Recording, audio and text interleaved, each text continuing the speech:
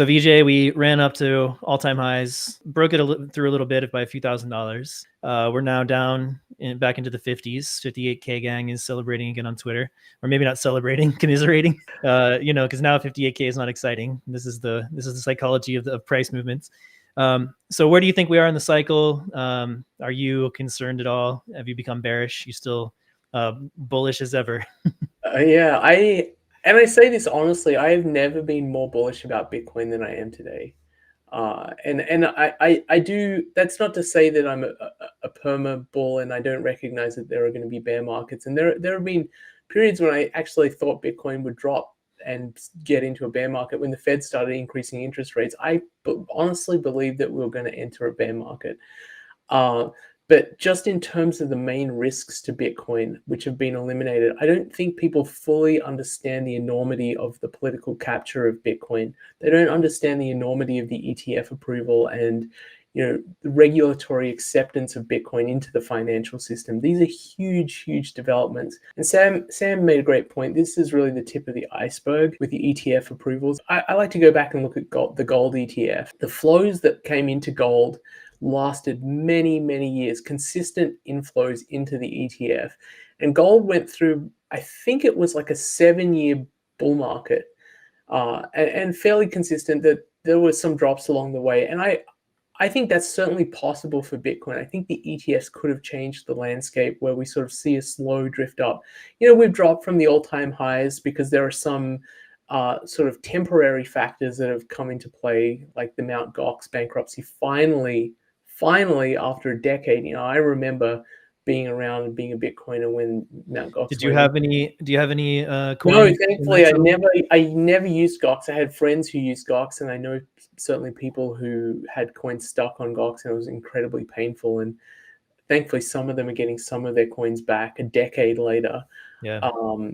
But what you have is this overhang of supply in the short term that comes from those distributions and the German government selling something like 50,000 Bitcoins. And when you think about these events, these are really events from the past. Finally getting, we're checking these off as risks to Bitcoin's price, at least in the short term. But once they're gone, they're not going to come back, because you're not going to have, it's very unlikely that you're going to have an exchange custodying 800,000 Bitcoins that's run as incompetently as Mt. Gox was run. I mean, there's malfeasance and potential criminality there. That's not going to happen. Coinbase has a lot of Bitcoin, but Coinbase is a public company, and very likely the employees don't want to go to jail, and the caliber of employees is also much higher. Also, the size of these seizures, government seizures, is going to be much, much smaller. You're not going to have a drug market like Silk Road, which has hundreds of thousands of Bitcoin, because the value of Bitcoin has gone up. So the potential damage from events like this is really limited to, these kind of anomalies that have happened in the past and they're coming up now. But once we're past them, I mean, there is really no major overhang as far as I can see. And that certainly makes me very bullish for this cycle once we get past the Gox event. And I think the German the sale of the Bitcoins from the German seizure is almost done. I think they've gotten through three quarters of it. So that's going to be gone. And it's not even clear, going back to the Gox distribution, it's not even clear that people who get those Bitcoins will want to sell them. Right. Yeah. And that could be a huge catalyst to the market if it becomes clear that those Bitcoins aren't getting dumped on the market. You have to remember, these people who are getting these Bitcoins have been forced to hold them for 10 years. For many of them, they benefited massively from the fact that they had their hands tied behind their backs and they weren't allowed to sell. Because sometimes when it comes to Bitcoin, we are our own worst enemy. We think we can time the market. We think we can trade in and out, and lots of people who did a lot of Bitcoin trading and ended up with way fewer Bitcoins than they otherwise would have had. So they've been forced into a lesson, which is hodl your Bitcoin as long as you possibly can. It could be the case that these Bitcoins are distributed and just go straight into cold storage. Right. Sam, I know you've been tracking this stuff. How did Germany end up with 50,000 Bitcoins? Germany got it from, there was like some movie piracy site and they seized it. But, I think it's going to be it's akin to back in the day, somebody selling glass beads or selling their gold for like glass beads, right? It's such a silly thing to sell their Bitcoin, but it's their choice. I think they're going to pay for it for a long time. But I think what Vijay was kind of mentioning or alluding to is that it's a one-time event. It's a one-time sell event. Once it's sold, can't be sold again. That risk is removed from the market. And personally, I just think it's important to understand that this is par for the course in bull markets. Charles Edwards put out a great chart the other day. He was looking at how many days have passed since Bitcoin experienced a greater than 25% correction. And this was by far a record of 427 days. And the previous record was in 2012 of like 63 days. And so honestly, the last 18 months or so have been incredible for Bitcoin in terms of the lack of corrections. And so it's very, very par for the course. And I think we have to be careful to understand that there are institutions in this market now, and they like manipulate sentiment. And right now they have turned that fear and greed sentiment all the way to fear by all these narratives: Mt. Gox, miners selling, Germany selling, long-term traders are selling. And there's just this combination that fits together. And you have to ask, why would they want sentiment to shift like that? And I think they are trying to get down in lower price, lower cost basis, because they know that there's a lot more to go in this bull cycle. We talked about all these other positive developments, these long-term positive developments. And if you just zoom out, I mean, things are looking really good in terms of Bitcoin's adoption, all these trends that are going up, the infrastructure being built out, the regulatory clarity. And so I'm not really buying it. And the Mt. Gox stuff is completely nonsense to me. I mean, honestly, we haven't even had confirmation from any of the largest creditors. Some of these companies that have been buying up the claims, we haven't heard from them that they've received the Bitcoin. We haven't heard from the ones distributing it, Kraken or BitGo, that they've actually received the Bitcoin to be distributed. And then, as Vijay said, like, if these people wanted to sell, they could have sold their claims for 10 years to the willing buyers. There's a lot of people willing to take the bet to buy the bankruptcy claims off these people. So if they had lettuce hands, they would have done it a long time ago. And so the people who are about to get this Bitcoin, I think they've proven that they can hold through this long-term, this volatility, and they have long-term conviction because they could have sold their bankruptcy claims if they wanted to. And as Vijay also mentioned, the cost basis, I mean, the tax consequences to sell at this point, I mean, it's substantial. A lot of these people bought Bitcoin at less than $700. And so I really think the Mt. Gox stuff is really over exaggerated. I think the Germany selling is a drop in the bucket when it comes down to it. I think this recent drop had a lot of liquidations involved and leverage. There was over 200 million wiped out in one day on July 4th. And that's for the bull market to continue to clear out that leverage and get that floor going and then build back up. And I see somebody ask, what will the creditors do though, Sam? There's two creditors for basically these Mt. Gox claims, and it's Fortress and Off the Chain Capital, who have been able to buy up about 15 to 20% of these claims. And they, from conversations, like Alex Thorne's talked to some of these LPs, and they are like Bitcoiners. They might sell a little bit, but they have to find some kind of investment that's going to outperform the benchmark, which is Bitcoin, to sell out of their Bitcoin. And what is that? That's usually like a Bitcoin company or some kind of creative discount arbitrage with other Bitcoin products, like the GBTC discount would be an example back in the day, or these claims themselves were an example of an arbitrage opportunity that they outperform Bitcoin, because these firms have done really well. They basically bet on Gox eventually distributing them, and they bought these claims at a big discount. And if they do get the Bitcoin, that's going to be a nice arbitrage for them that they bet on for the last 4 or 5 years. And so I don't think that these firms are going to really sell. And I don't think the other 80% of the claims, like Vijay just mentioned, I don't think they're going to sell either. I think only a percentage are going to sell. What percentage that is, I don't know. It could be 20%, could be 30%. Nobody really knows, but it's not 100%. It's not what you hear, 2 billion, whatever it is, that number that always gets shouted on the headlines. And so that shows that there's misinformation. That shows that there's asymmetry of information. And usually that's an opportunity to buy Bitcoin at a discount during these dips if the information isn't right. Can we talk about the other side of the coin briefly, Brady? Are we talking about the potential price risk here of the Mt. Gox distributions and potential sales? Just to sort of as context for what I think the other side of the coin is, when someone becomes a Bitcoiner, I feel like they become mentally captured. They recognize that Bitcoin is, the best asset over the, last decade, and it's hard not to pay attention to it.